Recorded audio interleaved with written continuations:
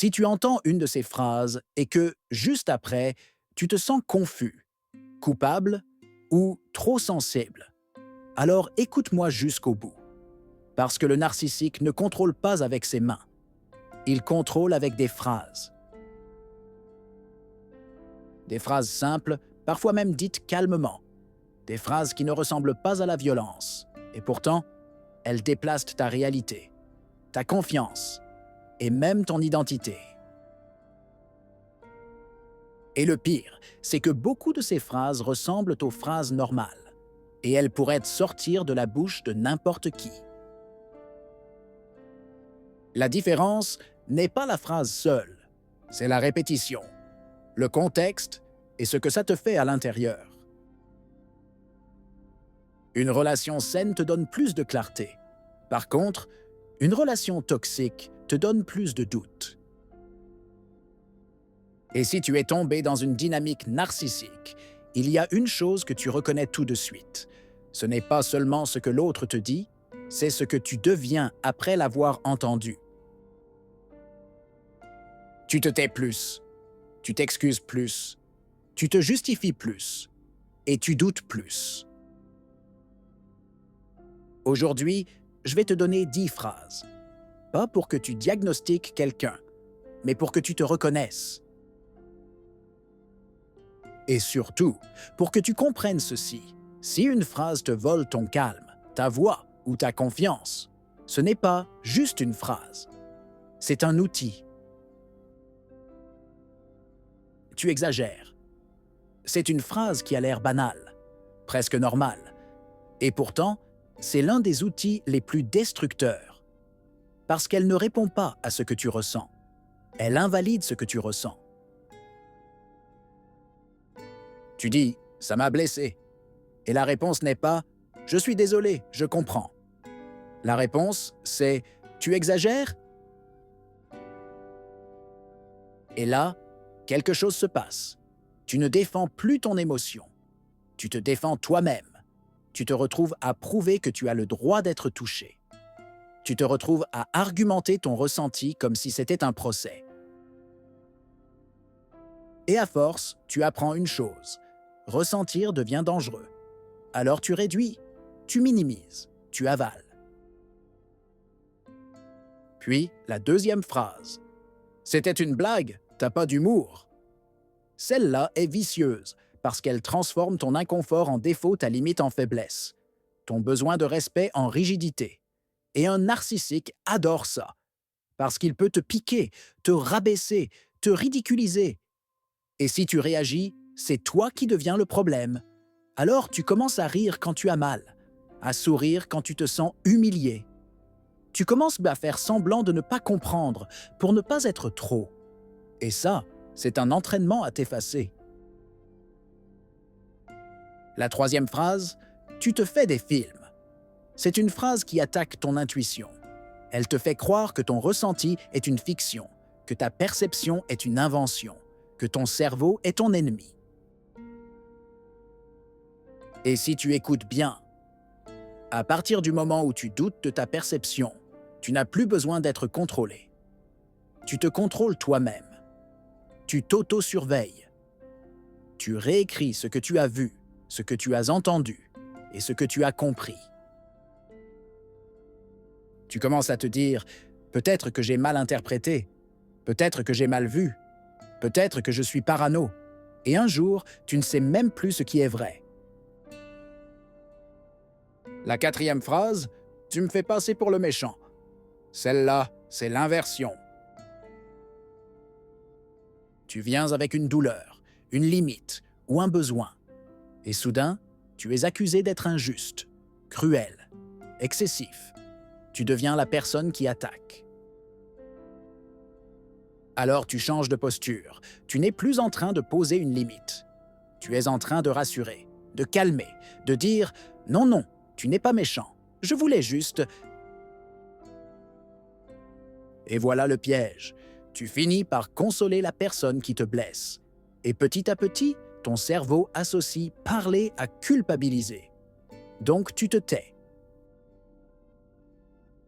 La cinquième phrase, « Après tout ce que j'ai fait pour toi, C'est la phrase qui transforme l'amour en dette. Ce n'est plus une relation, c'est un compte. Tu n'es plus un partenaire, tu es un débiteur.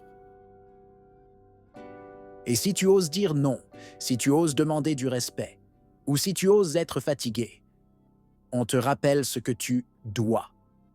C'est une manière de te tenir en laisse. Et tu le sens, parce qu'après cette phrase, tu ne choisis plus. Tu cèdes. Et à force de céder, tu perds quelque chose de précieux, ta liberté intérieure.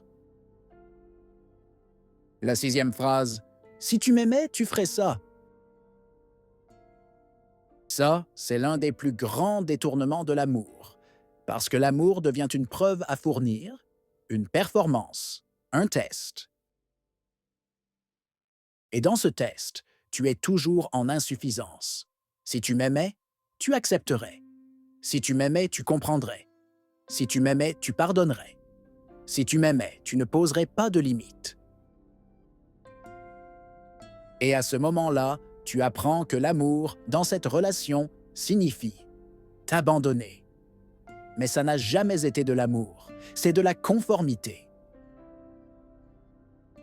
La 7e phrase, « T'es comme tous les autres ». Celle-là est faite pour te blesser au bon endroit. T'as peur d'être rejeté, t'as peur d'être abandonné, t'as peur d'être insuffisant. Et c'est aussi une phrase qui te pousse à prouver, à te battre, à montrer que toi, tu es différent. Toi, tu ne lâches pas. Toi, tu comprends. Donc, tu t'accroches encore plus. Et c'est exactement ce qu'il veut, que ta valeur devienne dépendante de sa validation. La 8e phrase, « Je ne me souviens pas de ça ». Ça peut arriver à tout le monde d'oublier. Mais sous emprise, ce n'est pas un oubli. C'est une façon de brouiller les repères. Tu sais ce qui a été dit. Tu sais ce qui a été fait. Tu l'as vécu dans ton corps.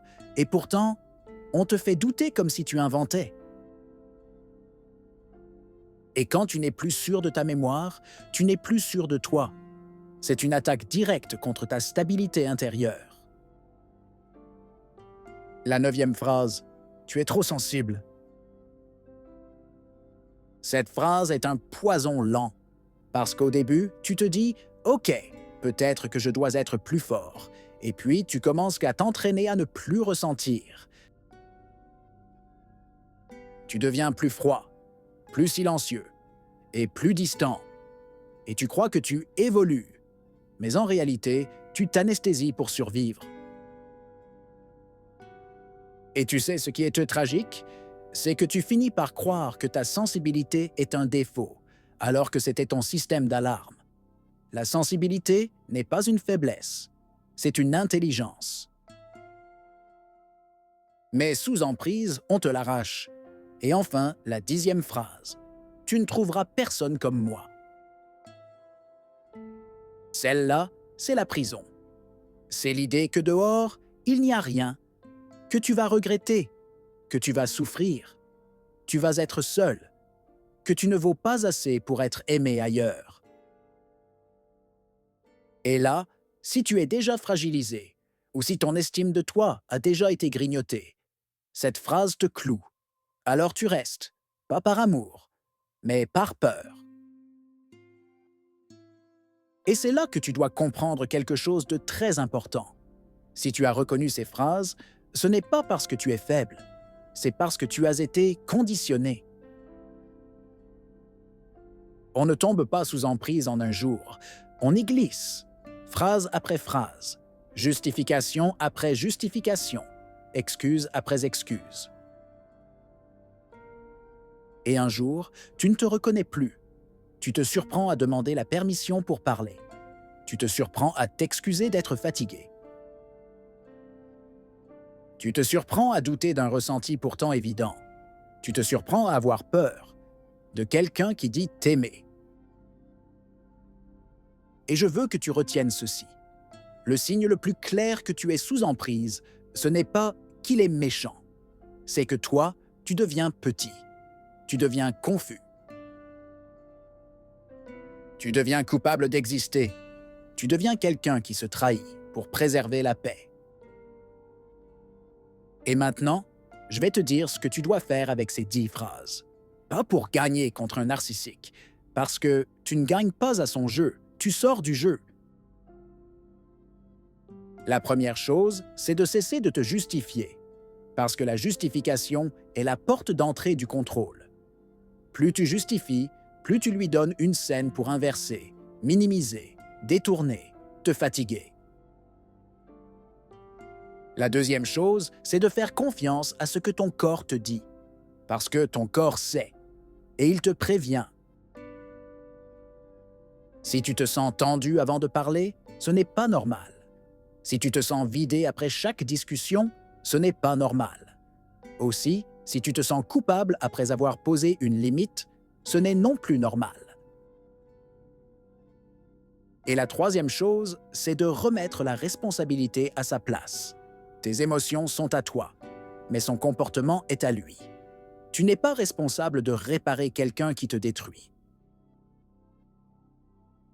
Et peut-être que là, tu sens déjà une résistance, une petite voix qui dit « Oui, mais il a eu une enfance difficile, il a souffert. Oui, mais parfois il est gentil. » Je sais, mais écoute bien cette phrase, parce qu'elle peut te sauver. La souffrance explique parfois.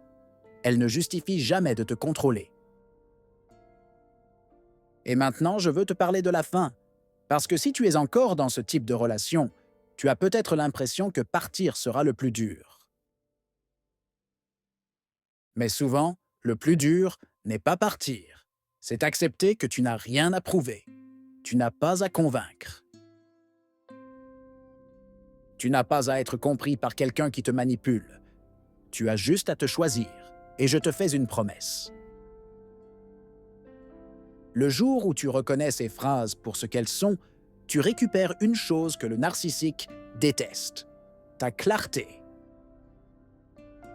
Et une personne claire n'est plus une proie. Une personne claire n'a plus besoin d'expliquer sa valeur. Une personne claire n'attend plus qu'on la respecte. Elle exige, elle choisit et elle s'éloigne. Alors, si tu veux continuer ce chemin, si tu veux apprendre à reconnaître les tactiques avant qu'elles ne t'engloutissent, si tu veux te reconstruire sans culpabilité et reprendre ton pouvoir intérieur, abonne-toi. Parce qu'ici, on ne nourrit pas la haine, on restaure la clarté, on répare l'estime et on apprend à ne plus jamais confondre amour et contrôle. Et pour que tu partes avec quelque chose de concret, je te laisse avec une dernière phrase. Si une phrase te fait douter de toi plus qu'elle ne te rapproche de l'autre, ce n'est pas de l'amour, c'est une prise. Et tu n'es pas né pour être tenu, tu es né pour être libre.